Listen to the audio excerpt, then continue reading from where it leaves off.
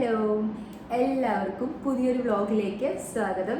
ഇന്നിപ്പം നമ്മൾ ഡിസ്കസ് ചെയ്യാൻ പോകുന്ന ടോപ്പിക് എന്താണെന്നറിയോ? ഒരു ഹെൽത്ത് റിലേറ്റഡ് ആയിട്ടുള്ള ഒരു ടോപ്പിക്കല്ല നമ്മൾ പറയാൻ പോകുന്നത്. ഇതിപ്പം ശരിക്കും ഓൾട്ടർനേറ്റ് ആയിട്ടാണല്ലോ നമ്മുടെ വീഡിയോ പോകുന്നത്. നാളെ ഇടാനുള്ള കണ്ടന്റ് ഒന്നും എൻ്റെ അടുത്തില്ല. അപ്പം ഞാൻ കരുതി ഇതൊരു കോണ്ടന്റ് ആയിട്ട് എടുക്കാം എന്ന് കരുതിയതാണ്. അതുകൊണ്ടിട്ട് എടുക്കുന്നൊരു വീഡിയോ ആണ് കേട്ടോ. അല്ല, അതിന് മുന്നേ ഞാൻ ചെയ്യണമെന്ന് വിചാരിച്ചു. പക്ഷെ ഇപ്പോഴാണ് ഞാനൊന്ന് മെൻ്റലി പ്രിപ്പയർഡ് ആയത് ചെയ്യാൻ. വേറെ ഒന്നല്ല, ഞാൻ ടോപ്പിക്കിലേക്ക് വരുവാണ്.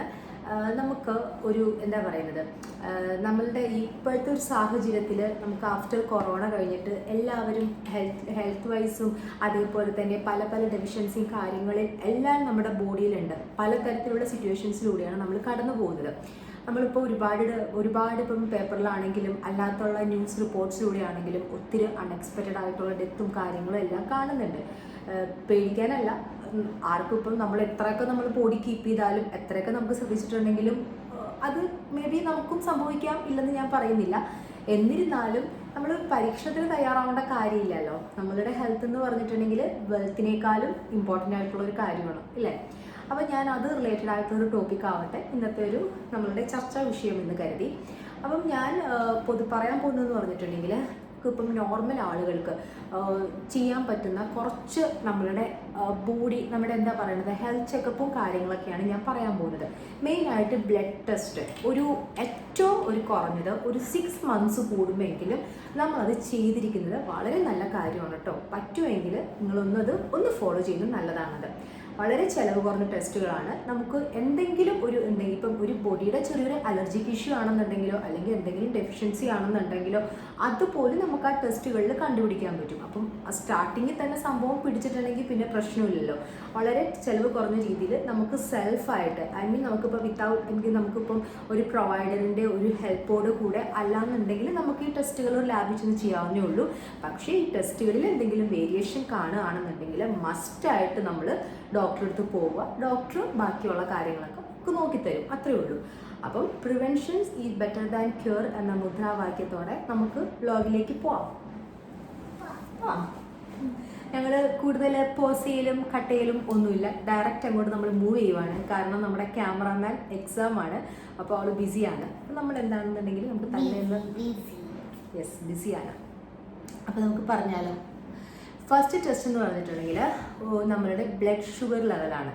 ഒരു 30+ ഒക്കെ ആയ ആളുകളാണെന്നുണ്ടെങ്കിൽ, ഞാൻ ഈ പറയാൻ പോകുന്ന ടെസ്റ്റുകൾ എന്ന് പറഞ്ഞിട്ടുണ്ടെങ്കിൽ നമുക്ക് പുരുഷന്മാരും സ്ത്രീകളും കോമൺ ആയിട്ട് ചെയ്യേണ്ട കുറച്ച് ടെസ്റ്റുകളാണ് കേട്ടോ. കോമൺ ആയിട്ട് ചെയ്യേണ്ട ടെസ്റ്റുകൾ സ്ത്രീകൾക്ക് മാത്രമായിട്ടുള്ളതും കാര്യങ്ങളൊക്കെ ഇനി വരുന്ന വ്ളോഗിൽ ഞാൻ പറയാം. ഇത് പുരുഷന്മാർ മാത്രമായിട്ട്, ഇത് നമുക്കൊരു ഫാമിലിയിൽ നമ്മൾ ചെയ്യേണ്ടത്. 30+ ഹസ്ബൻഡും വൈഫും ഉണ്ടെങ്കിൽ അവരൊരു 6 months പോകുമ്പം ജോലിയായിട്ട് പോയിട്ട് ചെയ്തോളൂ. ഒരു രസമല്ല ഇതൊക്കെ. അപ്പോൾ ഫസ്റ്റ് ടെസ്റ്റ് ഞാൻ പറയുന്നതാണ് നമ്മുടെ ഫാസ്റ്റിംഗ് ബ്ലഡ് ഷുഗർ, FBS. അതായത് നമുക്ക് ഒരു 8 hours നമ്മൾ ഫാസ്റ്റ് ചെയ്തിരിക്കണം, അതായത് ഫുഡ് കഴിക്കാണ്ടിരിക്കണം. അതിന് 8 hours ഫാസ്റ്റ് ചെയ്തില്ല എന്നുണ്ടെങ്കിൽ ടെസ്റ്റ് ചെയ്യാൻ നിൽക്കണ്ട. കാരണം അക്യുറേറ്റ് ആയിരിക്കത്തില്ല റിസൾട്ട്. മിക്ക ലാബുകളിലും അത് പറഞ്ഞു തന്നില്ല എന്നുണ്ടെങ്കിൽ നമ്മുടെ അറിവിന് വേണ്ടിയിട്ട് നമ്മൾ അത് അറിഞ്ഞിരിക്കുക. നിങ്ങൾ എന്തായാലും മസ്റ്റായിട്ടും ഒരു 8 hours ഫാസ്റ്റിംഗ് എടുത്തിരിക്കണം. അതിനുശേഷം ഒരു 1 hour കഴിഞ്ഞിട്ട് നമ്മൾ ഫുഡ് കഴിച്ചിട്ട് നമ്മൾ ഒന്നുകൂടെ ബ്ലഡ് സാമ്പിൾ കൊടുക്കുന്നു. അതായത് post prandial blood sugar test. അപ്പോൾ FBSഉം PPBSഉം ഒന്നാമത്തെ ടെസ്റ്റ് അത് നമ്മൾ ചെയ്യുക. പിന്നെ രണ്ടാമത്തെ ടെസ്റ്റ് ആണെന്നുണ്ടെങ്കിൽ CBC means complete blood count. Complete blood count എന്ന് പറഞ്ഞിട്ടുണ്ടെങ്കിൽ, ഫോർ എക്സാമ്പിൾ, അത് 300 രൂപ 350 രൂപ ഉള്ളൂ മാക്സിമം അതിൻ്റെ റേറ്റ്. എനിക്ക് തോന്നുന്നു ഹോസ്പിറ്റലിലൊക്കെ, നല്ല ചെറിയ ഹോസ്പിറ്റലിലൊക്കെ 150 രൂപ ഉള്ളൂ മാക്സിമം. 300 350, അതിൻ്റെ അപ്പുറത്തേക്ക് അതിൻ്റെ റേറ്റേ ഇല്ല. ഈ ടെസ്റ്റ് എന്ന് പറഞ്ഞിട്ടുണ്ടെങ്കിൽ നമുക്കിപ്പം ഒരു 3-4 ദിവസം കണ്ടിന്യൂസ്ലി നമുക്കൊരു ചുമ അല്ലെങ്കിൽ നമുക്കൊരു പനിയും കാര്യങ്ങളൊക്കെ ആയിട്ട് നമ്മളൊരു ഫിസിഷ്യൻ്റെ അടുത്ത് ചെല്ലുന്നു എന്ന് കരുതിക്കോളൂ. ഫിസിഷ്യൻ ആദ്യമായിട്ട് ഓർഡർ ചെയ്യുന്ന ടെസ്റ്റ് ഇതായിരിക്കാം. കാരണം ഈ ഒരു ടെസ്റ്റിന് ഇത്രയും റേറ്റ് കുറവാണെന്നുണ്ടെങ്കിലും ഈ ഒരു ടെസ്റ്റ് നോക്കുകയാണെന്നുണ്ടെങ്കിൽ ഓവറോൾ ആ പേഴ്സൻ്റെ ഹെൽത്ത് കണ്ടീഷൻ എന്തോരം ഉണ്ടെന്ന് മനസ്സിലാവും. കാരണം എന്ന് വെച്ചിട്ടുണ്ടെങ്കിൽ ആ ടെസ്റ്റിൽ നമ്മുടെ ബോഡിയിലുള്ള ചില ഇമ്പോർട്ടൻ്റ് ആയിട്ടുള്ള ചില ആളുകളുണ്ട്. കൂടുതലും ഞാനതിനെപ്പറ്റി പറയുന്നില്ല, എന്നാലും ഞാൻ പറയാം. WBC, RBC, പ്ലേറ്റ്ലെറ്റ്സ്, ഹീമോഗ്ലോബിൻ എന്ന് പറയുന്ന ആ ഒരു ഹെമാറ്റോക്രിറ്റ് അതെന്നൊക്കെ പറഞ്ഞാൽ കൂടുതൽ പറയുവാണെങ്കിൽ നമ്മൾ ഈ വ്ലോഗ് തീർക്കാൻ പറ്റില്ല. അപ്പോൾ അതൊക്കെ നമ്മുടെ മെയിൻ ആളുകളാണ്. അതായത് നമ്മുടെ ഇൻഫെക്ഷൻ, അതുപോലെ ഇൻഫ്ലമേഷൻ, അതുപോലെ ബോഡിയിലെ ഇമ്മ്യൂണിറ്റി, അങ്ങനെ എല്ലാ കാര്യങ്ങളും നിയന്ത്രിക്കുന്ന ഒരു പടച്ചട്ട തന്നെയുണ്ട് നമ്മുടെ ബോഡിയിൽ. പിന്നെ നമുക്ക് എന്തെങ്കിലും അനീമിക് ആണോ അങ്ങനത്തെ കാര്യങ്ങളൊക്കെ ഉണ്ടെങ്കിൽ ഈ ടെസ്റ്റിൽ നമുക്ക് അറിയാൻ പറ്റും. നമുക്കല്ല, ഡോക്ടറിന് അറിയാൻ പറ്റും ടെസ്റ്റിൽ വേരിയേഷൻ ഉണ്ടെന്നുണ്ടെങ്കിൽ. അപ്പം നമുക്കിപ്പോൾ ഒരു ഹോസ്പിറ്റലിൽ നമ്മൾ പനിയും ചുമ നേരത്തെ പറഞ്ഞ കേസിലൊക്കെ പോകുമ്പോൾ നമുക്ക് ആൻറ്റിബയോട്ടിക് തരണോ അല്ലെങ്കിൽ ആൻറ്റിവൈറൽ ഡ്രഗ്സ് തരണോ എന്നൊക്കെ നോക്കുന്നത് ഈ ഒരു ടെസ്റ്റിൻ്റെ റിസൾട്ട് അനുസരിച്ചിട്ടായിരിക്കും ഡോക്ടർ ലാസ്റ്റ് ഫൈനലി അത് കൺക്ലൂഡ് ചെയ്യുന്നത്. നമുക്ക് എന്ത് ചെയ്യണം എന്നുള്ളത് ഡോക്ടർ പറയുന്നത്. അപ്പം അടുത്ത ടെസ്റ്റാണ് CBC. ഇതും ഒരു 6 months കൂടുമ്പോൾ ചെയ്ത് നോക്കിക്കോളൂ. പ്ലേറ്റ്ലെറ്റ്സും കാര്യങ്ങളും എത്രയാണെന്നൊക്കെ നമുക്ക് അറിയാൻ പറ്റും. കാരണം ഇതിൻ്റെയൊക്കെ ആ ഒരു ചെറിയൊരു സ്റ്റാർട്ടിങ് സ്റ്റേജിൽ തന്നെ പിടിച്ചിട്ടുണ്ടെങ്കിൽ പല കാര്യങ്ങളും നമുക്ക് കൺട്രോൾ ചെയ്യാനേ ഉള്ളൂ. അല്ലാതെ ഒത്തിരി നമുക്ക് ചില സിംറ്റംസ് ഒന്നും ആദ്യം ഒന്നും കാണത്തില്ല. അത് നമുക്കതുകൊണ്ട് ഇപ്പം അനീമിയ ആണെന്നുണ്ടെങ്കിലും എന്തെങ്കിലും നമുക്ക് വൈറ്റമിൻ ഡെഫിഷ്യൻസി എന്താണെന്നുണ്ടെങ്കിലും ആ ടെസ്റ്റ് ഒന്ന് നമുക്ക് അറിയാവുന്നതാണെന്നുണ്ടെങ്കിൽ ഒരു 300-350 ഒക്കെ ഉള്ളെങ്കിൽ അതങ്ങോട്ട് പോയി ചെയ്യുക. അതല്ലേ ഏറ്റവും നല്ലത്. ഏറ്റവും ആദ്യം നമുക്കത് ചെയ്തിട്ട് അവനങ്ങോട്ട് ആരംഭത്തിൽ തന്നെ പിടിച്ചങ്ങോട്ട് കെട്ടുകയാണെങ്കിൽ പിന്നെ ഒരു പ്രശ്നവും. പിന്നെ അടുത്ത ടെസ്റ്റ് ഞാൻ പറയാം. അടുത്ത ടെസ്റ്റ് എന്ന് പറഞ്ഞിട്ടുണ്ടെങ്കിൽ മറ്റൊന്നുമല്ല, നമ്മളുടെ ബേസിക് മെറ്റബോളിക് പാനൽ എന്ന് പറഞ്ഞിട്ടുള്ളൊരു ടെസ്റ്റ് ഉണ്ട്. അതും ഈ പറഞ്ഞതുപോലെ ഞാൻ ഈ പറഞ്ഞ ടെസ്റ്റ് നമ്മളുടെ CBCക്ക് ഫാസ്റ്റിംഗ് റിക്വയർഡ് അല്ല. നമ്മൾ ഫുഡൊന്നും കഴിക്കാണ്ടിരിക്കേണ്ട, ഫുഡ് കഴിഞ്ഞിട്ട് നമുക്ക് ചെയ്യാം, ഒരു പ്രശ്നമില്ല. അല്ലാതെ ഞാൻ പറഞ്ഞത് ഇപ്പം ഞാൻ പറയുന്ന ബേസിക് മെറ്റബോളിക് പാനലിന് നമുക്ക് ഫാസ്റ്റിംഗ് റിക്വയർഡ് ആണ്. അതേപോലെ തന്നെ ബേസിക് മെറ്റബോളിക് പാനൽ എന്ന് പറയുമ്പോൾ ഒരു 8 എലമെൻറ്റ്സ് നമ്മുടെ ബോഡിയിലുള്ള സോഡിയം, അതേപോലെ പൊട്ടാസ്യം, അതേപോലെ തന്നെ ക്ലോറൈഡ്, അതേപോലെ തന്നെ ബൈകാർബണേറ്റ്, അങ്ങനെ ക്രിയാറ്റിൻ, അതുപോലെ ബ്ലഡ് യൂറിയ നൈട്രജൻ എന്ന് പറഞ്ഞ സംഭവങ്ങളൊക്കെ ഒന്ന് ടെസ്റ്റ് ചെയ്യും. ഇതും വലിയ എമൗണ്ട് ഒന്നുമില്ല.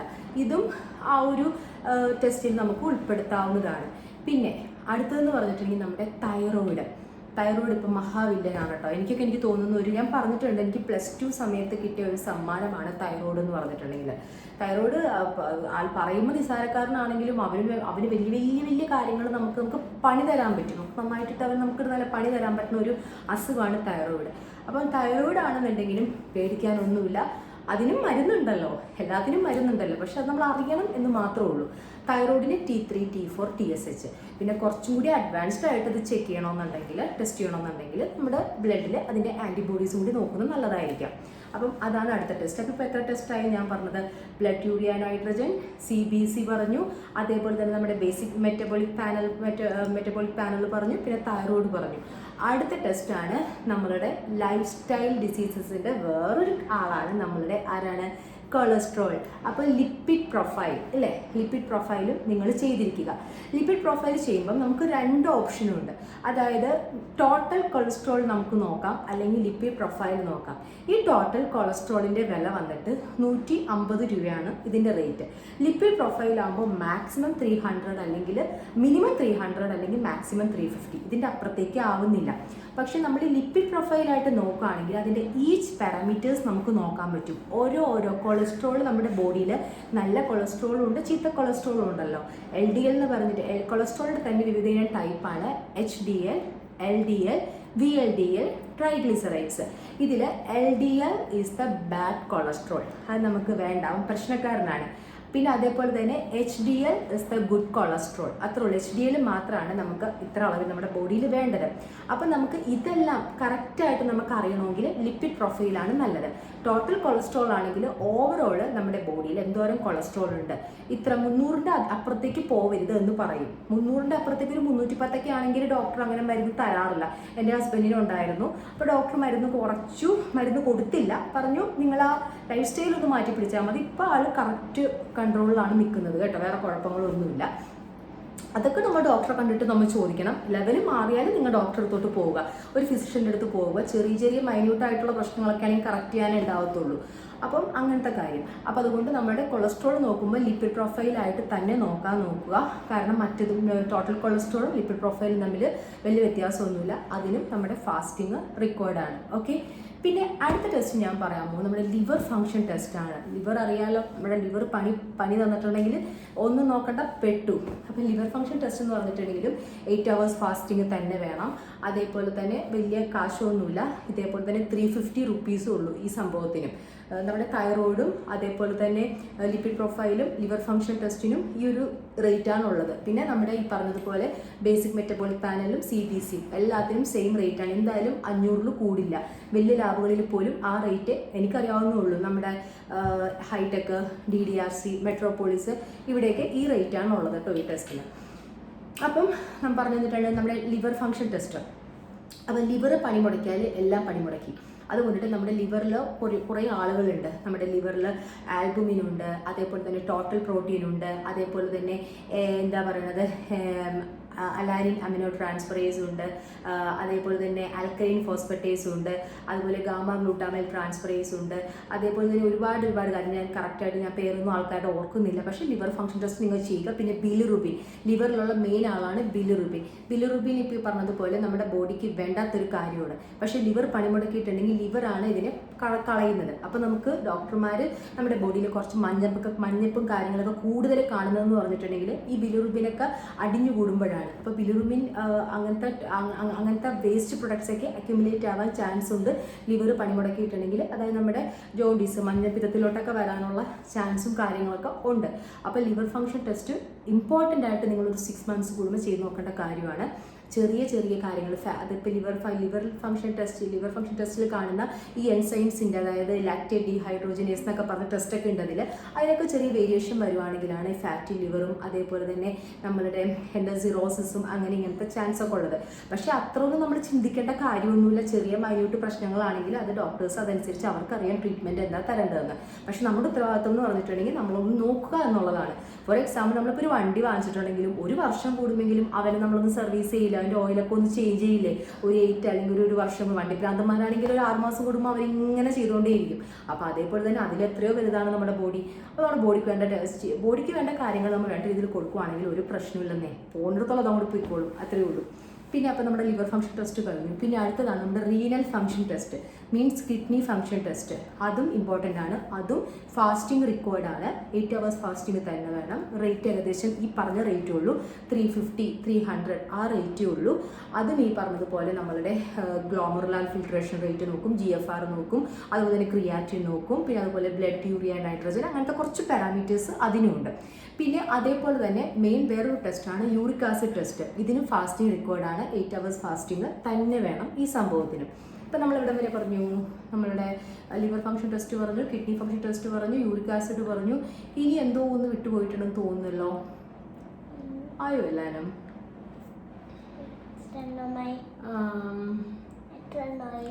ഏകദേശം ആയും തോന്നുന്നു. ഏകദേശം ഇത്രയൊക്കെ ഉള്ളൂ ഞാൻ ഉദ്ദേശിച്ച ടെസ്റ്റും തോന്നുന്നു. 1 minute ഒക്കെ നോക്കട്ടെ. ഓക്കെ, എന്തെങ്കിലുമൊക്കെ വിട്ടുപോയിട്ടുണ്ടെങ്കിൽ അറിയാവുന്നവർ താഴെ കമൻറ്റ് ചെയ്യുക.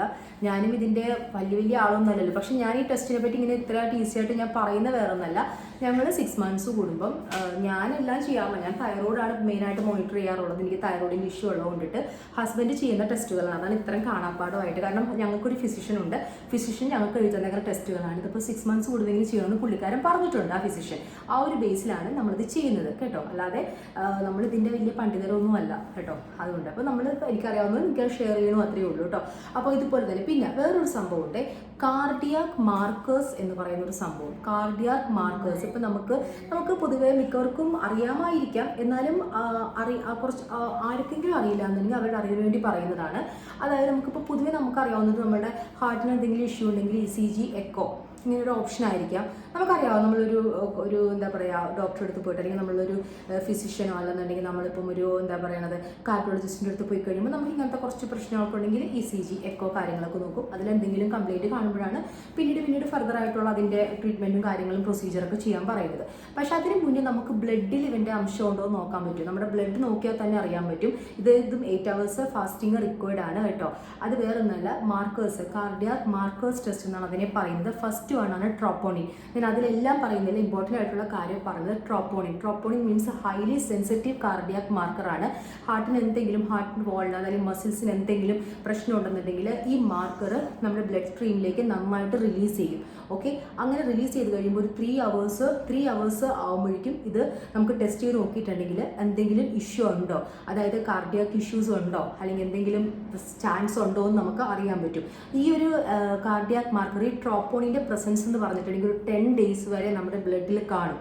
അതുകൊണ്ടിട്ട് നമുക്കത് ഈ ഭയങ്കര എന്താ പറയുന്നത് സെൻസിറ്റീവ് ആയിട്ടുള്ളൊരു ടെസ്റ്റാണ് ട്രോപ്പോണിൻ. തന്നെ ട്രോപ്പോണിൻ ഐ ഉണ്ട്, ട്രോപ്പോണിൻ ടി ഉണ്ട്.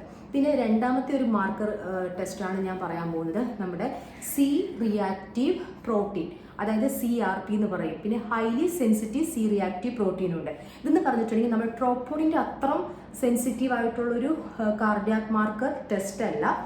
എന്നിരുന്നാൽ തന്നെയും ഈ പറഞ്ഞതുപോലെ നമുക്ക് ഫ്യൂച്ചറിൽ ഒരു അസസ്മെൻറ്റ്, നമുക്കിങ്ങനെ ഇഷ്യൂ ഉണ്ടാവോ എന്നുള്ളൊരു അസസ്മെൻറ്റ് ഈ ടെസ്റ്റ് നോക്കിയിട്ടുണ്ടെങ്കിൽ ഏകദേശം മനസ്സിലാവും നമുക്ക്. അതുകൊണ്ടിട്ട് ഈ കാർഡിയാക് മാർക്കർ ടെസ്റ്റും ഇതേപോലെ തന്നെ നിങ്ങൾ ഒന്ന് ചെയ്യാൻ നോക്കുക. 6 months കൂടുമ്പോൾ ചെയ്യാൻ നോക്കുക. നമുക്കറിയാലോ ഫ്യൂച്ചറിൽ വരാനുണ്ടെങ്കിലോ അല്ലാന്നുണ്ടെങ്കിൽ പ്രസൻറ്റ് കണ്ടീഷൻ എന്താണെന്നോ എന്നറിയാൻ പറ്റും ഇല്ലേ. അപ്പം നമുക്കിതൊക്കെ നോക്കുമ്പോൾ നമുക്ക് ഏകദേശം ഒരു സമാധാനമെങ്കിലും കിട്ടും. ശരിക്കും ഒരു കാര്യം ഞാൻ പറയാം, കഴിഞ്ഞ ദിവസം ഞാനിങ്ങനെ എനിക്ക് ഈ തലയിൽ എണ്ണീട്ട് കുളിക്കുമ്പോൾ പ്രശ്നം ഉണ്ടാവാറുണ്ട് കേട്ടോ. അപ്പോൾ കഴിഞ്ഞ ആഴ്ചകളിൽ എനിക്ക് ഭയങ്കര ജലദോഷവും ചെറിയൊരു ഇൻഫെക്ഷൻ ഉണ്ടായി. പക്ഷേ ഞാൻ ആൻറ്റിബയോട്ടിക് ആവശ്യമില്ലാണ്ട് എടുക്കാറില്ല. ഞാൻ പാരസെറ്റമോളാണ് കഴിച്ചത്. പക്ഷേ വയ്യാണ്ടായപ്പോൾ ഞാൻ ഡോക്ടറെ അടുത്ത് പോയി കഴിഞ്ഞപ്പോഴേക്കും ഡോക്ടർ CBC നോക്കിയപ്പോൾ പ്ലേറ്റ്ലെറ്റ് കൗണ്ട് കുറവാണ്. അപ്പോൾ ഡോക്ടർ റിപ്പീറ്റ് ചെയ്യാൻ പറഞ്ഞു. റിപ്പീറ്റ് ചെയ്ത് കഴിഞ്ഞപ്പോൾ എന്തോ പറ്റി, ഒരു പ്രശ്നവുമില്ല. കാരണം വേറെ ഒന്നല്ല, ആ ഇൻഫെക്ഷൻ വന്നതിൻ്റെ ഭാഗമായിട്ടാണ് ആ പ്ലേറ്റ്ലെറ്റ് കുറഞ്ഞതെന്നാണ് അദ്ദേഹം എന്നോട് പറഞ്ഞത്.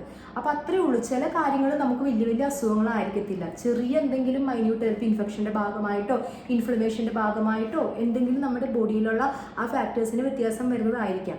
ഏറ്റവും വലിയ രോഗങ്ങളുടെ ലക്ഷണമൊന്നും അല്ലായിരിക്കാം. പക്ഷെ അത് നമ്മൾ അറിഞ്ഞ് റീടെസ്റ്റ് ചെയ്ത് കഴിഞ്ഞിട്ട് അത് ഓക്കെ ആണെന്ന് പറഞ്ഞപ്പോൾ നമ്മൾ സമാധാനമായി.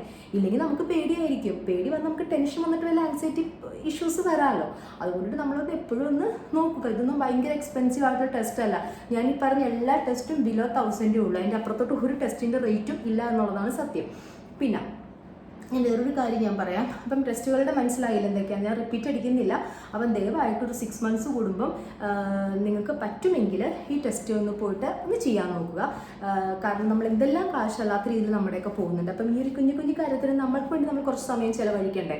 അപ്പം ഈ ടെസ്റ്റുകൾ ഒന്നുകൂടെ റിപ്പീറ്റ് ചെയ്യുവാണ്. നമ്മുടെ ഫാസ്റ്റിംഗ് ബ്ലഡ് ഷുഗർ, അതുപോലെ PPBS post prandial blood sugar test, പിന്നെ CBC means complete blood count, പിന്നെ മൂന്നാമത്തേന്ന് പറഞ്ഞിട്ടുണ്ടെങ്കിൽ നമ്മളുടെ ബേസിക് മെറ്റബോളിക് പാനൽ, പിന്നെ അതേപോലെ തന്നെ നാലാമത്തേന്ന് പറഞ്ഞിട്ടുണ്ടെങ്കിൽ ലിവർ ഫംഗ്ഷൻ ടെസ്റ്റ്, പിന്നെ നമ്മുടെ ലിപ്പിഡ് പ്രൊഫൈല്, പിന്നെ റീനൽ ഫംഗ്ഷൻ ടെസ്റ്റ്, പിന്നെ നമ്മുടെ തൈറോയിഡ്, പിന്നെ വന്നിട്ട് എന്താണ് നമ്മൾ പറഞ്ഞത്, നമ്മുടെ യൂറിക് ആസിഡ്, പിന്നെ നമ്മൾ പറഞ്ഞത് ലാസ്റ്റ് ഒന്ന് കാർഡിയാക് മാർക്കേഴ്സ്. ഏകദേശം ഐഡിയ കിട്ടിയെന്ന് വിചാരിക്കുന്നു.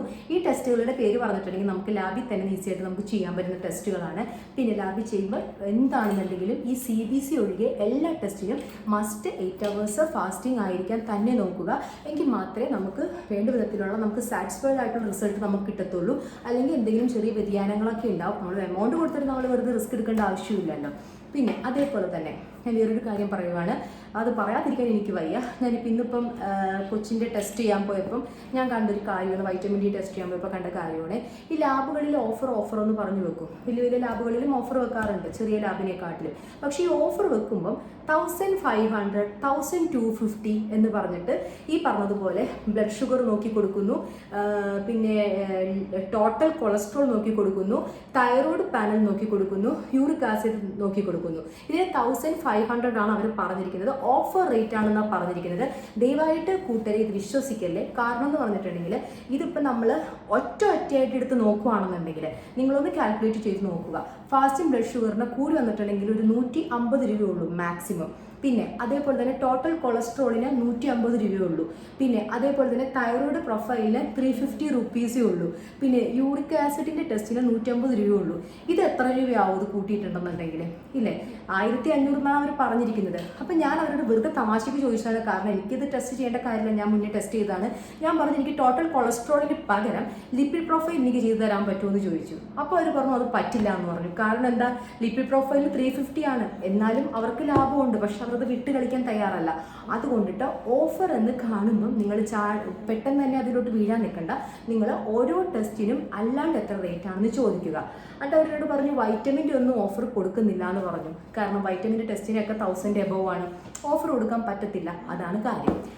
അപ്പം അതും കൂടി ഞാൻ നിങ്ങളോട് പറയാമെന്ന് കരുതി. എൻ്റെ സബ്സ്ക്രൈബേഴ്സിനോട് ഷെയർ ചെയ്യുന്നതുകൊണ്ട് കുഴപ്പമില്ലല്ലോ അത്തരം കാര്യങ്ങൾ. പിന്നെ നമ്മളുള്ള കാര്യമല്ലേ പറയുന്നില്ല, ഇല്ലാത്തതൊന്നും പറയുന്നില്ലല്ലോ. അപ്പം അത്രയൊക്കെ ഉള്ളൂ. അപ്പം എല്ലാവരും ഹാപ്പി ആയിട്ടിരിക്കുക, ഹെൽത്തി ആയിട്ടിരിക്കുക, സേഫ് ആയിട്ടിരിക്കുക. അപ്പം have A great day. Happy family. Bye bye.